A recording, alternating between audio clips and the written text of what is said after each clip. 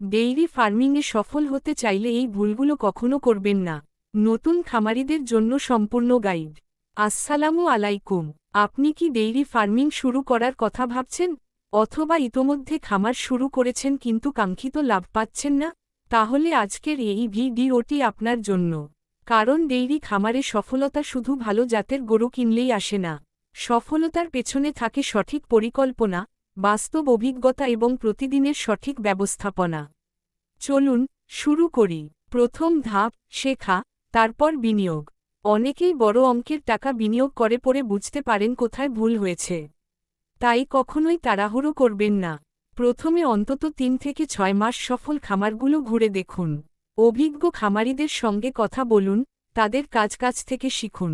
এই কয়েক মাসের অভিজ্ঞতা আপনার লাখ লাখ টাকার ক্ষতি থেকে বাঁচাতে পারে। ছোট পরিসরে শুরু করুন। শুরুতেই বেশি দুধ দেয় এমন দামি গরু কেনার প্রয়োজন নেই। প্রথমে 10 থেকে 12 লিটার দুধ দেয় এমন 3 বা 4টি গাভী নিয়ে শুরু করুন। যখন আপনার অভিজ্ঞতা বাড়বে, তখন ধীরে ধীরে খামার বড় করুন।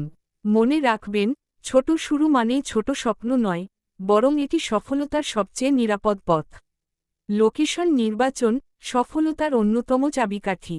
শুধু নিজের জমি আছে বলেই সেখানে খামার করবেন না। খেয়াল রাখুন, সেখানে যেন সহজ যোগাযোগ ব্যবস্থা থাকে, প্রয়োজনে দ্রুত পশু চিকিৎসক পাওয়া যায়, পর্যাপ্ত সবুজ ঘাস ও খাদ্যের ব্যবস্থা থাকে এবং পানি নিষ্কাশনের ভালো ব্যবস্থা থাকে। ভালো দুধের গরু চিনবেন কিভাবে? একটি উন্নত জাতের হলস্টাইন ফ্রিজিয়ান বা জার্সি গরুর শরীর হবে লম্বাটে, কোমর হবে চওড়া এবং চামড়া হবে পাতলা।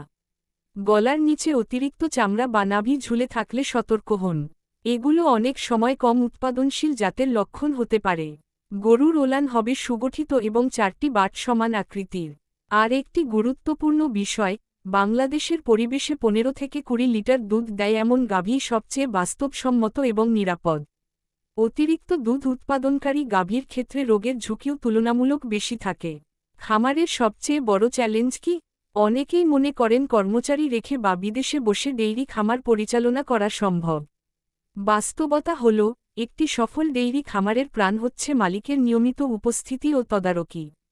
আপনি যত বেশি সময় খামারে দেবেন, আপনার সফলতার সম্ভাবনাও তত বাড়বে। খাদ্য ব্যবস্থাপনায় সবচেয়ে বড় ভুল। অনেক খামারই বেশি দুধের আশায় অতিরিক্ত দানাদার খাদ্য খাওয়ান। এটি সাময়িকভাবে ভালো মনে হলেও দীর্ঘমেয়াদে গাভী মোটা হয়ে যায়, দুধ কমে যায় এবং প্রজনন ক্ষমতাও ক্ষতিগ্রস্ত হয়। তাই যতটা সম্ভব উন্নত মানের কাঁচা ঘাসের ওপর গুরুত্ব দিন। প্রাথমিক চিকিৎসা জানা জরুরি। জ্বর, কৃমি বা আমাশয়ের মতো সাধারণ সমস্যার প্রাথমিক চিকিৎসা সম্পর্কে ধারণা রাখুন।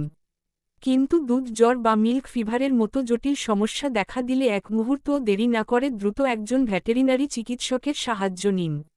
সবচেয়ে গুরুত্বপূর্ণ সতর্কবার্তা, বেশি দুধের লোভে কখনোই অক্সিটোসিন বা অপ্রয়োজনীয় ওষুধ ব্যবহার করবেন না। এতে সাময়িক লাভ হলেও গাভীর স্বাস্থ্য দ্রুত নষ্ট হয়ে যায়, দুধের মান কমে যায় এবং আপনার খামারের সুনামও নষ্ট হয়। মনে রাখবেন, একজন সফল খামারির পরিচয় বেশি দুধে নয়, বরং বিশুদ্ধ ও মানসম্মত দুধ উৎপাদনে। শেষ কথা, ডেইরি ফার্মিং একটি দীর্ঘমেয়াদী ব্যবসা। এখানে ধৈর্য, সততা, সঠিক পরিকল্পনা এবং নিয়মিত পরিশ্রমী সফলতার আসল চাবিকাঠি।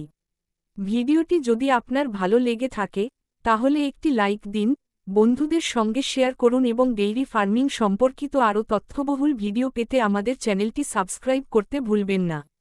ধন্যবাদ।